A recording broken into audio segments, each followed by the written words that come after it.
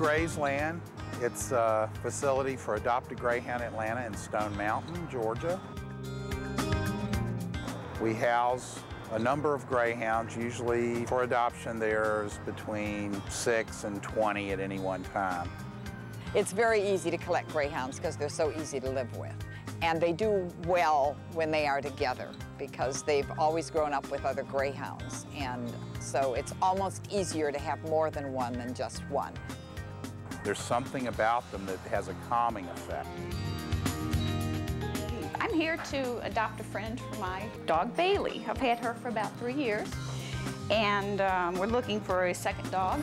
And by their, websites and speaking with Carl, I've kind of narrowed down my choices. There's 2 dogs I'm particularly looking at. One's Dynamite, and one is Mindy. So I've brought my dog in to see if she's compatible with these 2 dogs, if there's any kind of chemistry, so to speak, between them, or if they hate each other, or if they like each other. A typical adoption comes from a pre-interview with someone on the phone or at one of our meet and greets, where we advise people that they are strictly indoor dogs, that they must be on a leash if they're not in a fenced area when they're out.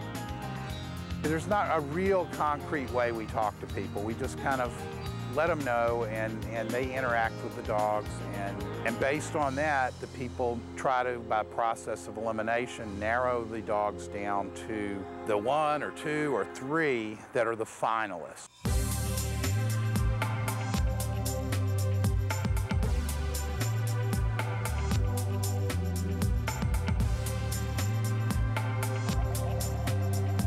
We've got almost 7 acres here. We've got a little house that's built that the Greyhounds live in. There are pens for them to be in because it's impossible to move with all of them out at once. It's furnished a little bit like a regular home. There's a kitchen and a bathroom and a living room, and there are beds and things like that. There's not a lot of living room furniture, but it's set up mostly for the dog's comfort. I feel like we're a rather unique rescue because of the way we operate. We just open the gates and let the dogs out, and you're surrounded by Greyhounds, and you pick the one that you like. I have used Carl and adopt a Greyhound for boarding her if we go on vacation or something. And I know he has the adoption program available. And so when it was time to adopt, of course, I come back and see Carl, and he helps me to narrow down what I'm looking for, too. We acquire our dogs from various racetracks, mostly from the Jacksonville track. They're very easy to work with. They deliver the dogs here. Basically, when we're low on dogs, we make a phone call, and within a week, they will send us a dozen dogs. Right now, I'm looking to see if the dogs have any interaction with each other, if they seem to like each other, interact in any way. And I'm not seeing a lot of companionship. They'll sniff each other's ears. I'm not seeing a whole lot of compatibility with these 2. They could obviously go different directions and not think twice about it. There seems to be thoughts that Greyhounds are somehow mistreated when they're at the racetracks. They're really not. They don't get the same attention that a typical pet gets because there are hundreds of them. They have, a few people taking care of them, letting them out to the bathroom, feeding them. They're really excited. They love to race. And there's probably less abuse at the dog tracks with these dogs than out here in the rest of the world with people that tie their dogs to trees and leave them out. When we go out every weekend to the various PetSmart, Petco's, events, fairs, parades, and that sort of thing, and that's a lot of time the first time that people, have seen Greyhounds, and so many will tell you, I've never seen one before. I've never touched one before. Can I pet one? They're familiar with them on the track, but that's all they know. I remember back in the 80s or the 90s, I had said something to the effect that I wanted to make them the golden retrievers of the 90s. It hasn't happened. They're still not as popular. There's still misconceptions, and I would hope to do more than 150 a year.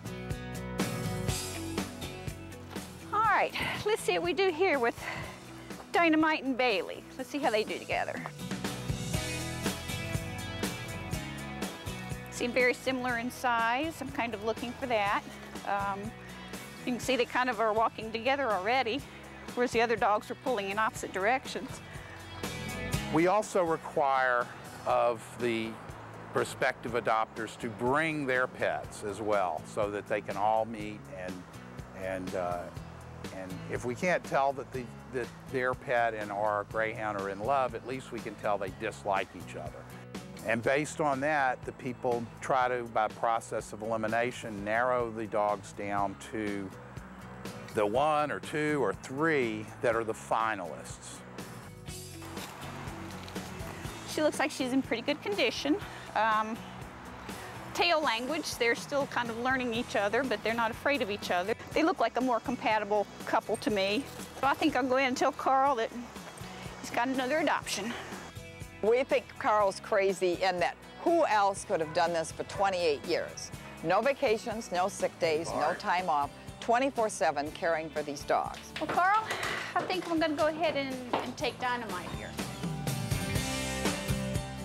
And the one thing is, the dogs never forget Carl. He was their security when they came off the track. He's the leader of the pack. Well, we're going to keep doing it probably as long as I'm physically able, or until Greyhound racing quits. There's less Greyhound racing there has been in the past, and I don't know, maybe 10, 20 years from now, there won't be any Greyhound racing. And I'd hate to think that they would become extinct. It's kind of ironic that, you know, you fight to not have so many dogs euthanized because of racing, and on the other hand, we need these dogs. I mean, they're incredible.